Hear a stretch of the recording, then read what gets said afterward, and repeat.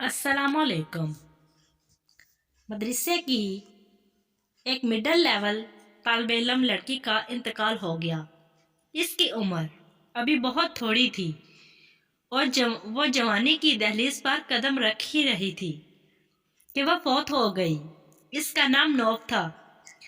जब इसकी वफात हुई तो इसकी माँ और बहनें इसे मेरे पास लाईं कि तुम इसे गुस्ल दो और कफन पहनाओ। शिद्दत गम से इसकी माँ का रो रो कर बुरा हाल था। वो अपनी बेटी से चमटी हुई थी और इससे जुदा होने का नाम ही नहीं ले रही थी। मैंने बड़ी मुश्किल से इसे अलहदा किया और गुसलखाने का दरवाज़ा बंद कर दिया ताकि इसे अच्छे तरीके से गुस्ल दे सकूं। जब मैंने इसके चेहरे से कपड़ा हटाया तो मैं देखकर हैरान हो गई।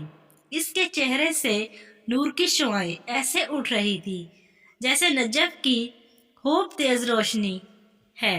मैं इसके नूरानी चेहरे की ताबानी देखकर हैरत में डूब गई, क्योंकि मेरे गुस्ल के लिए जो भी लड़कियां लाई जाती थीं, इनमें से किसी का चेहरा मुरझाया होता था और बाज़ औक़ात तो बहुत ज़्यादा नागवार बू उठ रही होती थी।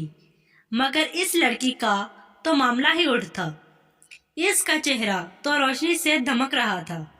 दौरान गुस्ल मैंने देखा कि इसके दाएं और बाएं की हाथ की शहादत की उंगली भी उठी हुई थी, जैसे तशद्दुद में उठ जाती हैं। मैंने सोचा कि हो ना हो ये एक पाकीज़ा सीरत लड़की है जिसे अल्लाह ने इसके किसी अमल की वजह से इसे इज्जत से नवाजा है। मुझे इसकी खुशकिस्मती पर रश्क आया। मैंने बुलंद आवाज में इसकी माँ और बहनों को बुलाया और दरवाज़ा खोल दिया। इसकी माँ और बहनें दौड़कर गुसलखाने में आईं। मैंने इसकी माँ को मुबारकबाद दी और तमाम हैरत अंगेज बातों से मुतला किया जिससे मुझे गुसलखाने के दौरान वास्ता पड़ा। इसकी माँ ने अपने तमाम मर्दाना जज्बात निछावर करते हुए इसकी पेशानी को चूमा और साथ साथ रोते हुए अल्लाह की भी तारीफ की। 2 दिन बाद इसकी माँ ने मुझे बुलाया। इसने मेरा शुक्रिया अदा किया और कहा, मैं आपको अपनी बेटी के कपड़े और इसकी पर्सनल चीज़ें भिजवाती हूँ, क्योंकि आप गरीबों और मिस्किनों के घरों को जानती हैं। आप ये चीज़ें गरीबों में तकसीम कर देना। मैंने कहा, मुझे कोई एतराज़ नहीं, आप इसकी तमाम चीज़ें मुझे भिजवा दें, मैं गरीबों में तकसीम कर दूंगी। जब इसकी चीज़ें मेरे पास आईं तो वो 4 कार्टनों में पैक थीं। जब मैंने पहला कार्टन खोला तो इसमें इसके नकाब और अबाया थे। वो सब के सब लंबे जोड़े और ढीले डाले थे, ना तंग थे ना बारीक थे ना ही छोटे थे। जब मैंने दूसरा कार्टन खोला तो इसमें इसके कपड़े थे।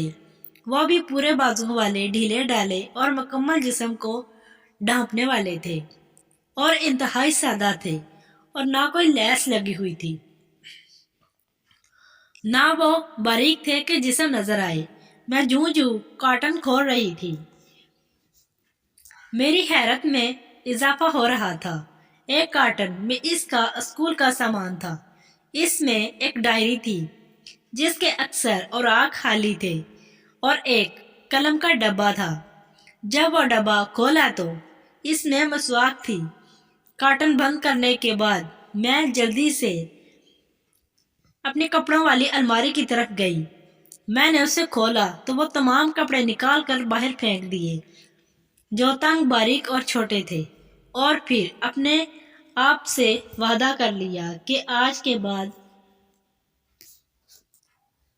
मैं ढीले डाले कपड़े पहनूंगी।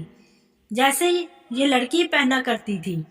میں نے اس کی ڈائری کو اپنے پاس رکھ لیا کہ اس میں آپ اپنے لیکچرز لکھا کروں گی جو اس لڑکی کے صدقے جاریہ بن جائیں گے۔ میں نے پھر عام باپ کو فون کیا اور اسے ماڈرن دور میں بھی اپنی بیٹی کو مکمل اسلامی کپڑے پہنانے پر مبارکباد دی۔ اس کی ماں نے کہا کہ اس کے اندر ایک اور خوبی بھی ہے، اس کا دل ہر وقت نماز سے لگا رہتا تھا۔ جو نئی موزون اذان دیتا وہ سارے کام کاج چھوڑ کر اپنے رب کے ہاں سجدہ کرتی۔ اسی واقعے سے میری امت کی ان ماؤں بہنوں اور بیٹیوں کے لیے جو حوصلہ افزائی کا سامان ہے، جو زمانے کو خوش کرنے کی بجائے اپنے پروردگار کو خوش کرنے کی فکر میں رہتی ہیں اور شریعت کے اصولوں کے مطابق زندگی گزاریں، اور جو عورتیں تنگ اور باریک لباس پہنتی ہیں وہ معاشرے کی نظر میں اچھا بننے کے لیے اور اپنے رب کو ناراض کرتے ہیں، ان کے لیے نصیحت بھی ہے کہ وہ بھی اپنی زندگی کو اسلامی طریقوں کے مطابق بسر کریں۔